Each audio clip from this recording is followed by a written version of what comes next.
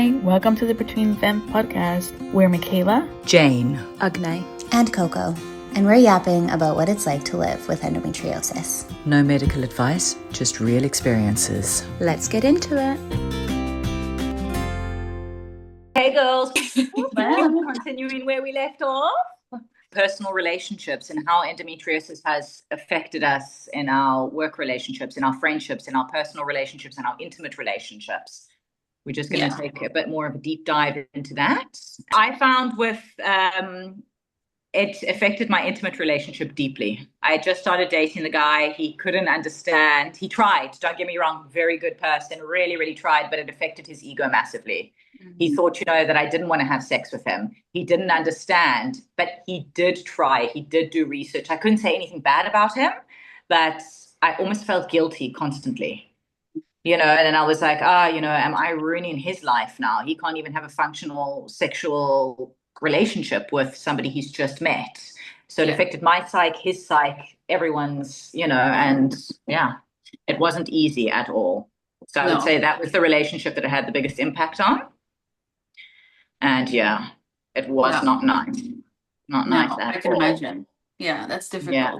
And what you're saying about that you're thinking about how it impacts his life. I do that same. I have that, and it only but made it worse, actually, because then I feel guilt and then I feel shame and then he feels that he picks up on that energy because he's a human being, with good intentions, and it just created more of a problem, actually. I should have gone to I think if I do hopefully I'll start dating someone soon. I'll definitely go to a sexual therapist.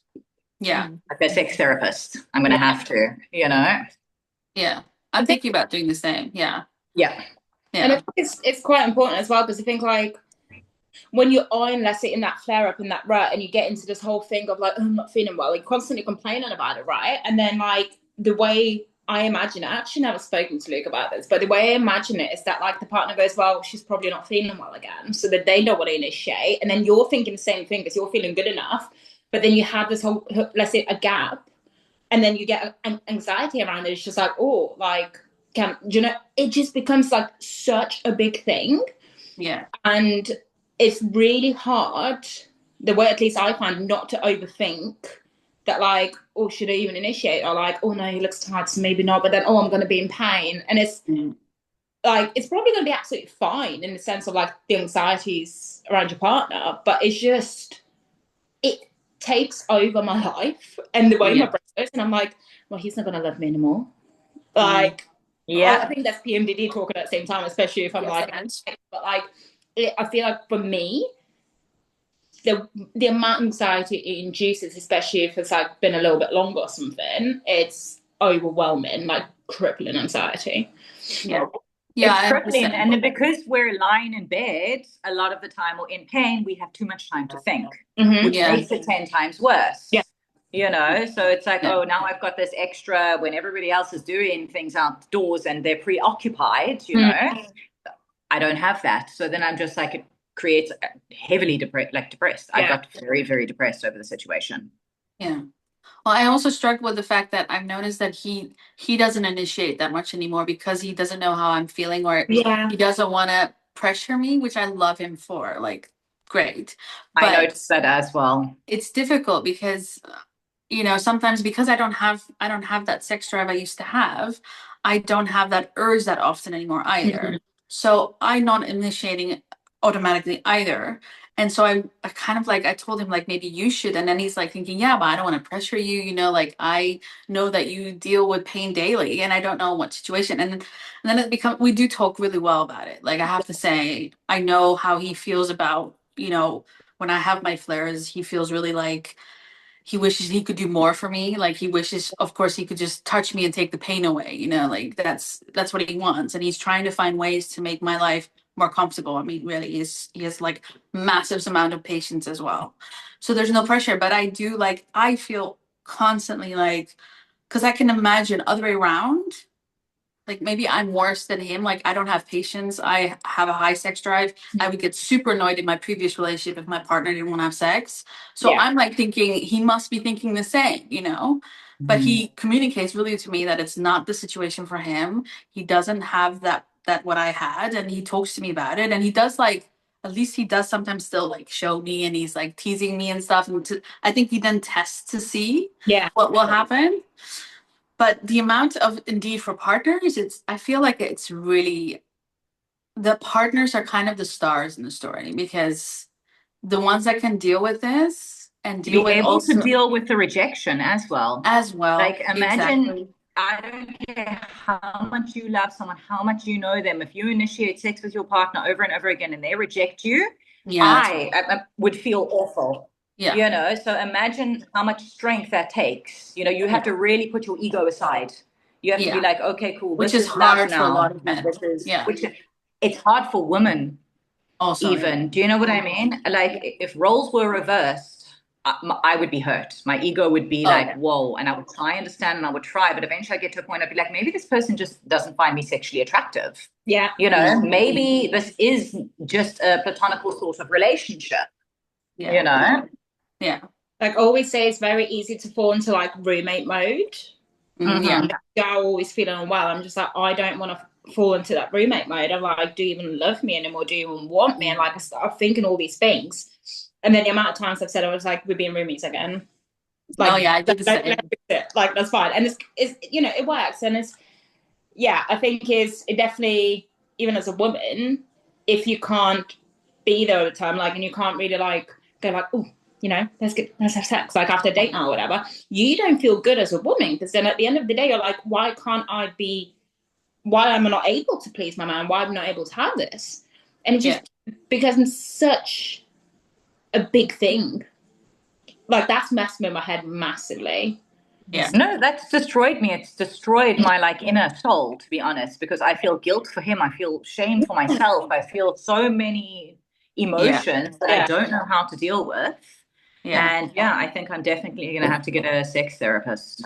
Yeah. If I ever get another partner, or maybe even before I get a partner. Yeah, don't even I know how to deal with, you know, how to talk about it, how to be like, okay, cool, how to not feel guilt. Yeah. Guilt, anxiety, which then becomes depression, because guilt and anxiety together is like the devil, you know, and it's horrible. I think for the relationship part, I think we will definitely be doing like a whole pod on this, because there's so much to dive into. Not to push us along, but I'm just curious about other relationships. Like for instance, I've lost friends from this. Because also part of it has been my fault, in the sense of, like I told you guys in the previous episode, part of this is that I didn't talk about it a lot with people in the beginning, because there was a shame, right, and not an understanding. And so I didn't share it with like one of my closest friends. I've lost her, and I never thought I would ever lose her. But I understand it from her side, and I also, on the other hand, don't, because if you're that close of friends and the things we've been through, there should be like more of an understanding. I mean, there would be from my side, but on the other hand, I'm kind of like okay with it ending, because that means that we're just no longer aligned. It's like if a friend makes you feel worse when you're in your worst situation, that's not a friend. And I've learned that like through other friends who have been there. But like I said, I wasn't communicating enough. And then when I started communicating, and I was also like, I'm really unreliable, as in the sense I cancel, like gatherings. I don't show up to her birthday. I don't like, there are things that I don't do because I just can't. I'm very flaky that way. And sometimes I don't respond to messages right away because I'm having a flare up and I just don't have the mental capacity to respond. And I get it for friends that's also not easy. So it's hard, but I'm learning. I think that this disease is making me learn what friendship is more than it was before. Like, I don't need 10 friends. Like, if I have two great friends that are there for me, then I'm totally okay with that. It kind of like weeds people out in a bit of a way, because it sort of turns to the like, okay, what is this relationship for us? Is it transactional? Like I do something for you, you do something for me, and it has to be the same in order to be like valid? Or is it I disclose these things to you and then you support as you can and you show up as you can?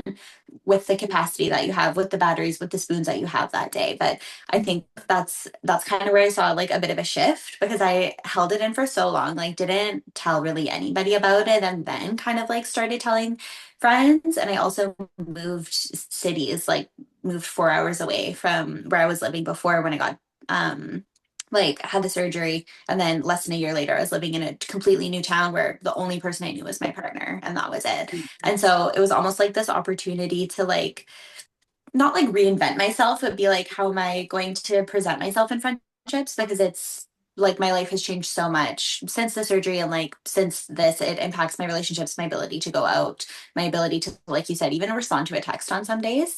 And it was really uncomfortable, but I found the more that I'm open about it with my friends, the more like grace I get from them, which also in turn kind of gives me like a little bit more grace for myself, because they'll be like, oh my fucking God, that's what you're dealing with. Like, no wonder you can't come.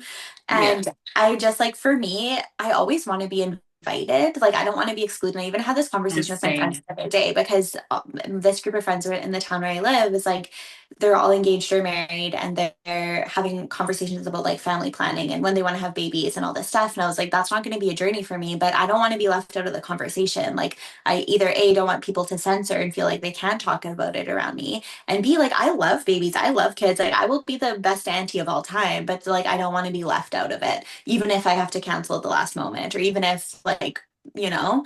But it's kind of that fine line for me where I feel like almost when I started talking about it, the floodgates just like opened and I couldn't shut the fuck up.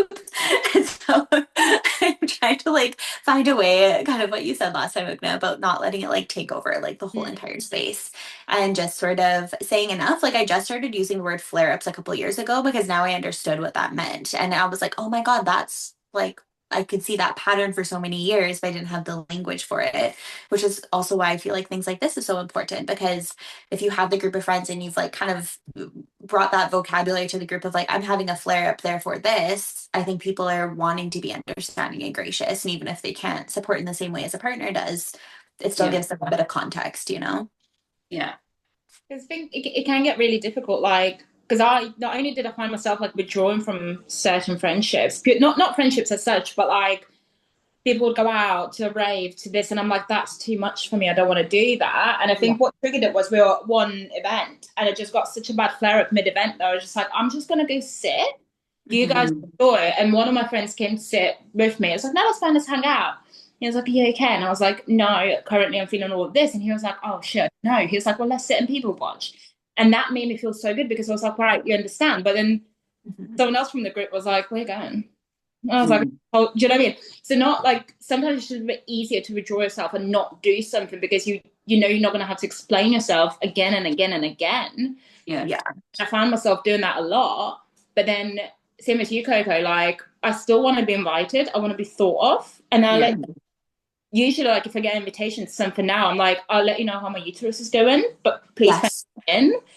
Or like if it's an event, I'll be like, I'll try and get tickets closer to the day and then see how I'm feeling, because sometimes just it's unpredictable.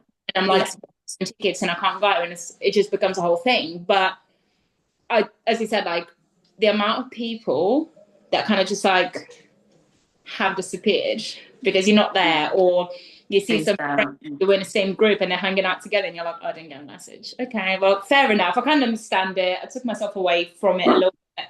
Fair, but then also it hurts because like you wish you would have been thought of, and it would have been like, oh, do you want to come? But and it's hard because it's invisible too. Like, had you broken your leg and been in a full leg cast, like the level of care or like checking in may have looked different. And I think that's a hard thing about this disease too, is like if people know a bit about it, they kind of also have maybe a little bit of a preconceived notion or like a benchmark in their mind of like, oh, well, you had the surgery, so surely you should be feeling better by now. Or like, oh, but you've tried this medication, so surely. And it's hard, I think, for them to wrap their minds around like, no, this is chronic management. Like you said, this is a life sentence. Like, it's not a matter of me like taking the right amount of ibuprofen in the morning and being able to do that. It's like something I did last week might impact my next 3 weeks, and we just have no way of knowing. Like, I sit too long in the car and I might be down and out and have to cancel a plan, you know?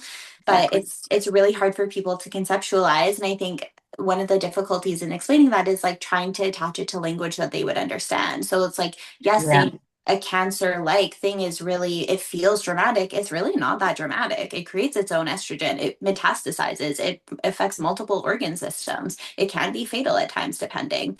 It deposits its own nerve fibers. But people are really, I think, downplaying, as we know, this issue of women's health to be like, oh, well, it's like not that serious. It's like, no, it literally is that serious. And if someone was like going through, like, not to compare apples to oranges, but like if someone was going through chemo, we wouldn't be like, oh, you couldn't make it out to the birthday party. Yeah, exactly. But when we're having like a full system shut down from endo, or like vomiting so much from the pain that we can't stand, like we can't show up in that condition either. Yeah. No, or like I'll meet people and they'll meet me when I'm not having a flare up, and I will be the best person ever, great, laughing, having drinks, enjoying myself, really getting to know people. And then, if the friendship progresses, they're like, okay, well, what happened to that, Jane? Like, you changed. And I was like, oh no, I was just having a really Caught me on a good day. Yeah. good day. And when I have good days, I really got to have good days, because otherwise I don't have days. Like, I won't have a life, And it's confusing. It's confusing to people. Yeah. I've definitely heard that too, about like that I've changed. Yeah. That's been something that people say to me too. And then I'm like thinking, yeah, okay, but I can't be, that same Michaela who is always socially on and dancing and like up for anything really, and going on little adventures and traveling and all this. Like, I'm like embracing this hermit mode that I'm in, just because it's like I have to do that for my health. And I do realize that I'm like a little bit struggling with it. I think my grieving part is going towards this, like long term, what does this mean for me? Like, I've always been super ambitious, certainly career wise. I've always had all these ideas and things I want to do and pursue, and I know I just can't anymore. And then I'm like, now I'm like in this phase, and I think it's okay. I'm totally into astrology, but Jupiter just entered my ninth house for a year, and it's like Jupiter's like the planet for luck and abundance and growth. And in the ninth house, it's for long-term dreams and goals. It's for travel. It's for education. And I'm totally noticing that I'm like in this phase where I'm feeling a little bit sad of like, okay, what are my ambitions going to be now? Where am I going towards? What do I want to do? And I think that means also welcoming new people in my life who will go with that new ambition, new growth. Like, I can't be that version I was. So then I also need to find people who match what I am going to be now. If that makes sense. 100%. Yeah. Because it's not saying like that I might not do that one day. It's just an acknowledgement of like, that looks different than it used to. And I maybe haven't hit my stride with what my new normal is, because it's so minute to minute for us. Like, we can't. But I hear what you're saying, Mick. Like, I feel that too. I feel like my body is no longer able to keep up with the career that I've spent the last 15 years building. And that comes with its own like wave of grief. That's really hard. And when you're on for so long, I think a lot of us are like looking back now and being like, at what cost? Like, yes, I could push through and do that, but what am I noticing now? That is the repercussions of that. And it's like so far beyond endo, because it really is such a whole body impacted disease that, yeah, Coco from 10 years ago could hop in the car, go on a road trip at a moment's notice, and like just like survive after like a bag of chips and like a fucking bottle of wine and keep it pushing. And it's like, yes, aging is a part of that, but also just slowing down to listen to our bodies. And also, I think too, having the name of the diagnosis to be like, hey, that's actually what you're experiencing for a way longer time than anybody maybe acknowledged. And the impacts of that are so far reaching, and we don't really know. I'm also curious, like family wise, like, is everybody's parents and stuff supportive, sisters, brothers, whatever? How has that process been? My one cousin is very supportive, because she's always had stomach pain, and then she had an MRI and they were like, oh, it's endometriosis. So she gets it. So we like to complain together, because she's also exhausted like I am all the time, which is great. My aunt, who I'm very close to, doesn't really understand. Like, I've told her multiple times, and she tries, but she just doesn't get it. She's like, oh no, you had a good day. Oh, you're fine now. All right, let's go do this. Oh, it can't be that bad. It can't be that bad, until she watched some celebrity do that UK documentary. And then she was like, oh, wow. And I was like, oh, fuck. But my mom is overly dramatic. So if I say I'm in pain, it's like, oh no. Oh, I wish I could take it away. And like she'll Aw. literally cry. So that's even worse, actually. You know? Yeah. Oh my God. Oh, bless her. But yeah. Like with family, it can be quite difficult. Like my mum, she's never been like legitimately diagnosed, because this was back in the days of like Soviet Lithuania, so that was like in the 90s. But like she's been told she has it, and like they were like, yeah, hysterectomy. That was back in the day. Like it was like straight away, have kids, have a hysterectomy. That's your options. So I think until I like started explaining it more to her, and she was like, oh well, you'll have to have kids then. And I'm like, first of all, might not be able to. Second of all, don't want them. I was like, I can put one out and give it to you if you fancy it. But I think ever since like I've been diagnosed more, and then she saw me because she came for a few days to like help me during recovery and stuff. I think like I started talking more about it, how much it takes out of me, and like how bad it's been during the heat wave, for example. And like she's understanding a lot more. My dad is more like, oh, it hurts. It's like a classic like Lithuanian dad. It's like, okay. So that's about it. But like they're supportive enough. They know like, you know, will there be another surgery? Will be there something else? And they're good enough, and they try to understand. Well, my mum at least does. My dad's just like, okay. So yeah, I think I don't know. It can be difficult, especially if there's like old ways of looking at certain things, like the whole have kids thing or something like that. But Yeah. they're getting better, which is nice. Yeah. That's good. Yeah, but it's like an invisible disease. Do you know what I mean? People, they don't understand. If you can't see something, it's very, very difficult to understand. You know. My dad is what he did is he went into like research mode. So he like read all the articles and stuff and did stuff like that. But he doesn't know how to talk about it with me, because I think on the one hand, he doesn't know how to get into emotional stuff, you know. The emotional intelligence of that generation is very different. And so we don't talk about it because I think he's afraid that I'm going to get emotional about it. But he does. I am really happy that he reads all the things he can read, and he looks into things and tries to understand what it is that I'm dealing with. My mom does the same, but my mom she also doesn't really want to go in depth about it. She acknowledges a lot, and the thing about it is like, bless her for wanting to check up on me all the time, but it's also exhausting because every time it's like, now that she's also living with us, it's like she sees me in a flare, and then she's like, she gets really upset about it, like really for me, that it's really horrible.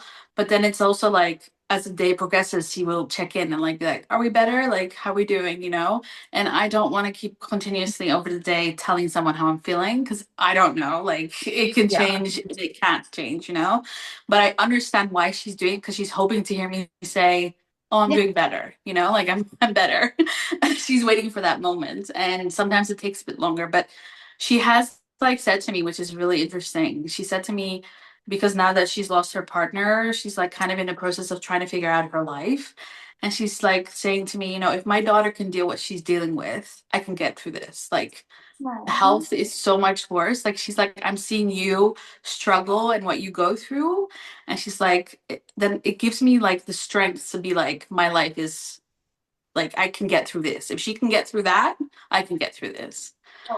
So it's really, oh, sorry, I'm making you cry. No, that's so sweet. But yeah, she did the same to me. So I'm like, I know how much she understands it. And she says it also to a friend. She said to me last time that she told her friend, like, she has a difficulty because she's always been healthy and she just doesn't understand what it must be for me. It's not like she's not understanding it as in she's dismissing me, but she's not understanding it because she's never had pain, you know? Like, this is a woman who's literally never had, like, the worst is maybe once in her life back pain, but she's never experienced pain. So she thinks it's like horrible for me to have to deal with this. And same as my partner, she wants to take it away from me, but doesn't know how, you know? And on the one hand, she's like saying surgery, but then on the other hand, she's also like cautious about it because she thinks surgery is so impactful. And given the fact that it's not a cure, you know? So yeah, it's double because I get annoyed with continuously having to explain why I'm having fatigue and having to tell her, yeah, I'm not feeling good yet, but we're getting there, you know? But I also bless her for like what she does say and helps me with and how she talks to me about it. So yeah. Why'd you do this to us? Sorry. Well, I was thinking about it too, like there's some people who like I'm not gonna make us more sad, but you have to realize I'm like, okay, I'm almost 40, but still. You guys are like in your 30s, right? And we're dealing with a fuckload of pain daily, our lives are really, really impacted. And I know that we try to give like a positive mindset always and try to be optimistic. But there are people who are like 90 and they only get sick the last 2 years and they've had an amazing life of pain free. We are like not even midlife yet. And the fuck shit we have to deal with. Like, It's that's a not lot. okay. Worse part is, it only gets worse. Like when I was 30, it was still, I had more energy. That's the difference.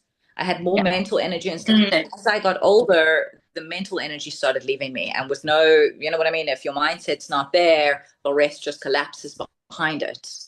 Yeah. So with age, it gets worse. I don't mean to be like, oh my God, now you two girls are like, what the fuck? No, I was like, honestly, I can't imagine it getting worse than this. So I feel prepared for that. My doctor was like, when was the last time you felt like you? And I was like, 2006. Oh, Jesus. Yeah. I was like, it's progressively gotten worse, like at times. So I think that's also the hard part in my family too. Is like they very much want to be supportive. I'm very grateful I'm not the first one diagnosed because I feel like I didn't have to pave the way in explaining, but they still don't really understand the full impact of it. And like I get a lot of anxiety about the way I'm showing up for them and if what's going to be translated into like my measure of care for them. But I was like, if I can't make it to that event, or if I can't hop in the car and go drive for 5 hours, or if I can't even have the like energy to pick up a FaceTime call, it like creates so much like guilt and anxiety in me of like, oh my God, what if that was the last time I was going to talk to them? And like, what if I can't show up as my best self? And my parents are seeing a little bit more now, like when they come to visit me and stuff, they're like, oh, you're really moving around slow. Like you must be in pain today. And I was like, no, this is every day. And so I think part of that is like not seeing your family every single day. They don't necessarily see the day to day the way that my partner does. And when he looks at it, it's just so different because he sees it all the time. But they want to like show up and they want to be helpful. But even stuff of like, my mom has like chronically had a really bad back. And she was like, oh, if I'm sitting too long, like I got to make sure I'm getting up and moving and walking around. I'm like, yeah, totally. I'm in bed for the fourth day in a row because me moving up and getting and walking around is actually making things like 10 times worse. The only thing I can do right now is lay down. And so I think that also makes it hard to like fully explain in language that they're going to understand the level of impact of like, I'm not choosing to be in bed all day. This is not what I want for myself. This is not cute and fun, but this is like literally the only thing that my body is able to do. And what we saw me being able to do before was actually just me in full burnout mode, pushing through something that I shouldn't have had to like push through. And it's catching up to me now at 32. So that also like that difference is like really challenging. And even trying to plan, like they want to go to Europe next summer. I'm like, have fun. That's like, I can't anticipate what the plane ride's going to look like. I can't be walking that much in a day. Like eat all the bread and pasta for me, but like I can't. Yeah. Like A, can't afford it. B, like I have no idea what this body is going to be doing by then. So I need to be close to a hospital. Yeah. We need to be doing medical tourism in Turkey and then maybe I'll come. Yeah. Oh, I agree with that. Girls, I think we're gonna end it here. Ogne, I imagine she lost battery. Probably. Yeah. But thank you so much for the convo. Yes. It was amazing, heartfelt. One of us was crying, the other one was like looking emotional. Like, all right, girls. Speak to you soon. Bye.